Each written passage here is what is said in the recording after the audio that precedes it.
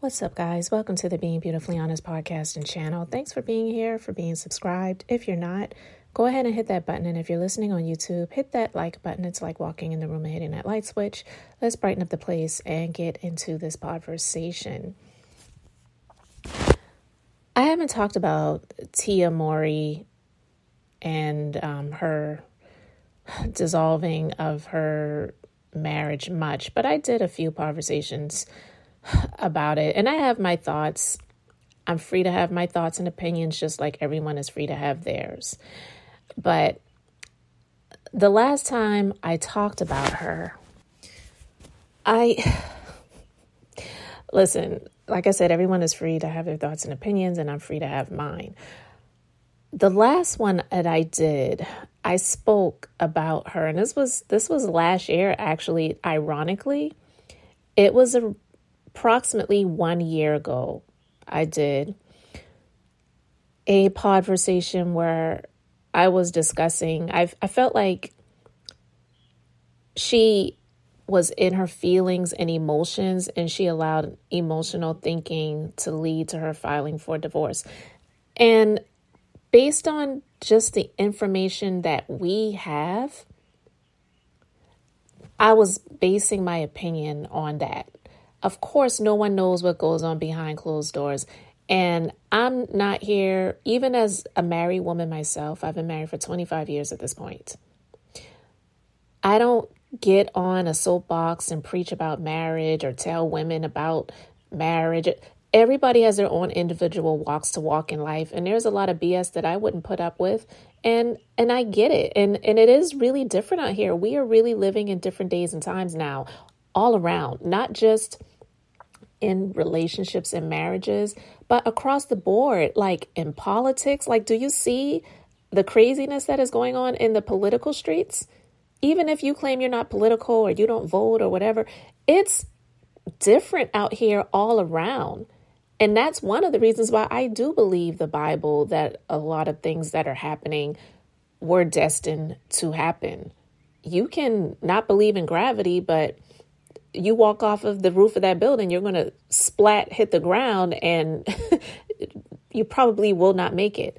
But I'm not preaching. I'm just basically saying that in my personal opinion, just based on the knowledge and the information that we have, I felt like she was going on a divorce tour, like speaking about there's nothing wrong with loving yourself. You should. I do believe that's one of the reasons why some people should not even have gotten into marriages. And that's why a lot of marriages break up, because when you don't love yourself, you can't genuinely love the other person. And marriage isn't supposed to be hard. Life is hard. And when someone chooses to get married, you're supposed to fight not with each other, but you're supposed to fight with life against the things that come against the both of you together. And so anyway, I share my thoughts and opinions on that. And I had a few people that were commenting like, girl, stop sitting around here trying to advocate for struggle love. I never said that. I never said that. I never advocated for that. And it really is different out here. So I would never, ever, ever, ever advocate for someone to stay in a marriage just because they're married and put up with a lot of things that are horrible. You definitely should not be in any relationship, whether married or just dating, when someone is emotionally, verbally, physically abusive. Definitely not advocating for that. Financially abusive, none of those things. And a lot of people were talking about, oh, he's a loser. She was making more money than him. Well, look, she chose that. She knew that from the beginning. She and her sister were making money since they were little girls. She and I are the same age. So I used to watch Sister. I still do like the show. You know what I mean? So unless she got with someone that was of a higher caliber than her financially, that was the choice that she made. And she had been married to him for a long time. So it's not like she had just gotten with this brother and she was hoping that he was going to get some big break in Hollywood and it would catapult him to Denzel Washington status, and then he would be the breadwinner. So I don't know the relationship, but just based on what we saw, in my personal opinion, I felt like she was in her emotions. They say men go through midlife crises. Women go through them too. It doesn't matter the gender. You can go through things, and more often than not, women are more emotional. I'm not saying men are not, because definitely men are emotional for sure. And they definitely gossip and they get in their feelings and all of that stuff. So I'm not saying that, but men tend to be more logical thinkers and things like that. And so I just felt like, in my personal opinion, just based on the information that I had and the little interviews that she was doing and all of these different things that she was saying to the public and the posts that she was doing on social media and things like that, I was asking the question and sharing my opinion, and I felt like emotional thinking led to her filing for divorce instead of just trying to work things out with her husband behind the scenes. Because honestly, none of it is any of our business. Of course, none of this is any of our business. But it's just a bit weird to me to see her, now that you're divorced, the divorce is final. I'm assuming she got what she wanted. To see her out here doing her dating life. It's weird to me. And I'm not saying that she shouldn't try if that's what she wants, but broadcasting it, I don't get that, because it's not looking like it's working out for her. And it's looking a bit embarrassing, in my personal opinion.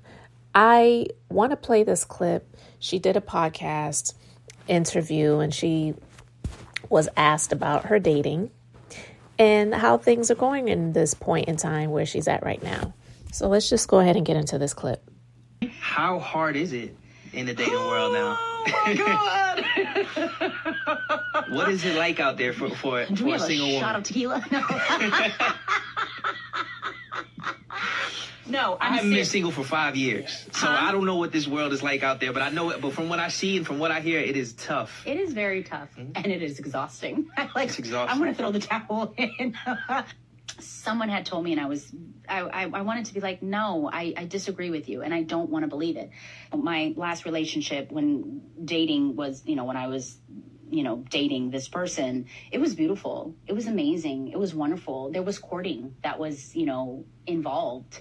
And I was saying how I feel like that's no longer, present, meaning like people just don't court each other anymore. And this person was like, well, that's old news. Like people just don't do that anymore. There's just this whole new way of doing things. And I'm like, you mentioned tradition, and I think that's where it kind of needs to go back to, where, a man is, courting a woman and showing her, how much he appreciates her and wants her and loves her or wants to be with her. They have this mentality right off the bat that there is someone else. Do you know what I mean? Like there could be someone else. Is it that they're the prize? Yes. Yes. We talking deep here. Yes. We about to get into it. Oh my God, that the man is the prize. The man is the prize. Yes. I'm talking loud. Yes. Also, it seems as if men are now just looking at women as objects. Things are so, it's like instant gratification. You know what I mean? They just want something like quick and easy and now. How hard is it? Now, what's funny to me? She can't even say her ex-husband's name, who was also the father of their children that they still share together, that still exist, that she's still going to see. He's still very much a part of her life because of that. But she said, well, in her last relationship, when I was dating this person, she couldn't even say his name. Did you catch that?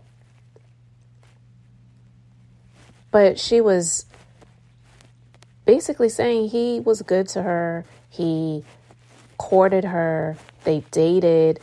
He didn't just look at her as a sex object, a piece of meat. And now, one, she's older. She doesn't look her age, just like me. Okay. But, because I mean, people all the time, I'm also, not that it matters, I'm a licensed esthetician, but people always compliment me on my skin. And when I tell them what my age is, they really assume that I'm at least 20 years younger than I am. I'm not saying that to brag. I'm just saying that's just what it is. So she does not look her age, but she is a woman of a certain age now. And it's also in the mindset as well. You're as old as you feel. You don't have to feel your age. You can definitely feel younger, but that doesn't take away the years that you have lived.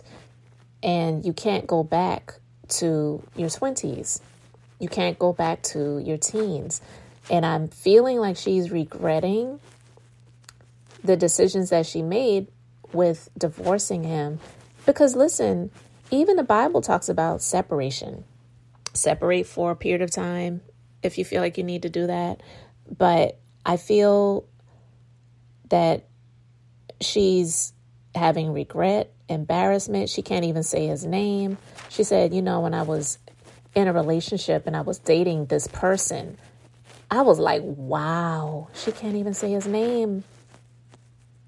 She is feeling embarrassed. And honestly, I am even shocked that she's even speaking about this, but she's trying to do it, I feel like, with a brave face and laughing and giggling and saying, oh, you got a shot of tequila, trying to make light of it, which is okay.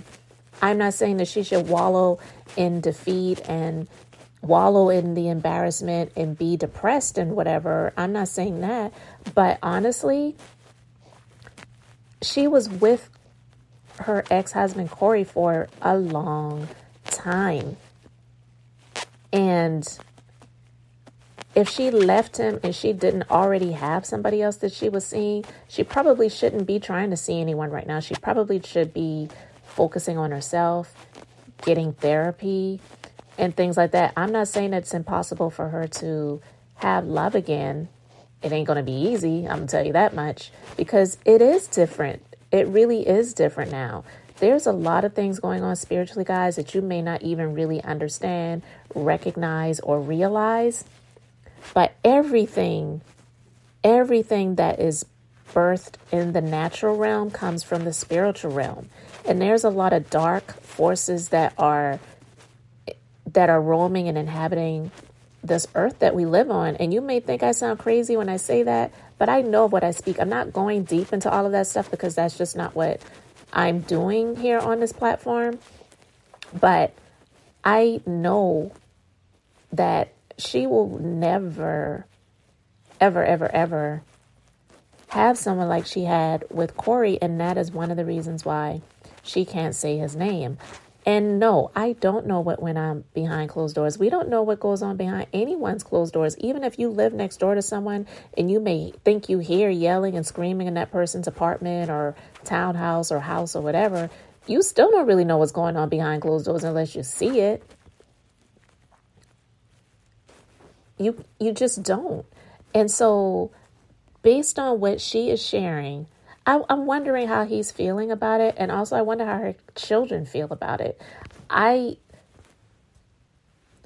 think no one would have an issue if she was just constantly out here talking about other things besides dating and romantic relationships. If she was talking about more of the self-love thing, or even things career-wise or stuff like that, I think people would be all for it. But this just really isn't a good look for her to be constantly out here talking about this, because I think it's also making Corey, not saying that he was a bad guy because I don't know that, but it's making him look like the good guy that she dumped for, something more riskier, more risque, more adventurous, whatever. I don't know.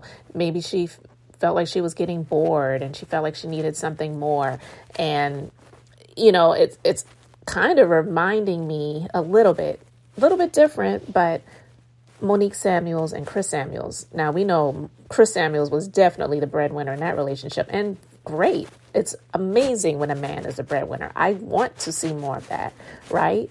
But when the woman is a user and they're just in it for the length of time that they need to be in order for them to cash out, like Monique did, you know what I mean? And Chris really wanted the marriage. He did not want the divorce. Corey was the same way. He didn't want the divorce. He didn't want to give it. He wanted to fight for his relationship. And she was just like, no, I'm done. And so that's why I'm saying in those ways, it reminds me of Chris Samuels and Monique Samuels, because it could have been that she was not seeing drive in him and wanted him to do more. Women go through depression. Men go through it too. And I do believe that Chris Samuels was going through depression, and I just felt like Monique was just like, she wasn't going to be in that for the long haul anyway. She was just in it for the length of time that her prenup was going to expire, and then she was there to cash out, right? And when it comes to Corey, I don't know. It's possible, and this also goes back to the Tyler Perry thing, where he was talking about, well, yeah, ladies, if you want to get with a black man, and, you know, most of you women, you're the ones making the majority of the money. If you can, you know, get a black man and all he can afford to do is pay the light bill and take you out to dinner every once in a while, that is fine. It's not okay also for the man, because a lot of men, they feel emasculated and it gets to their ego. It's really not the way that things were meant to be. It really wasn't.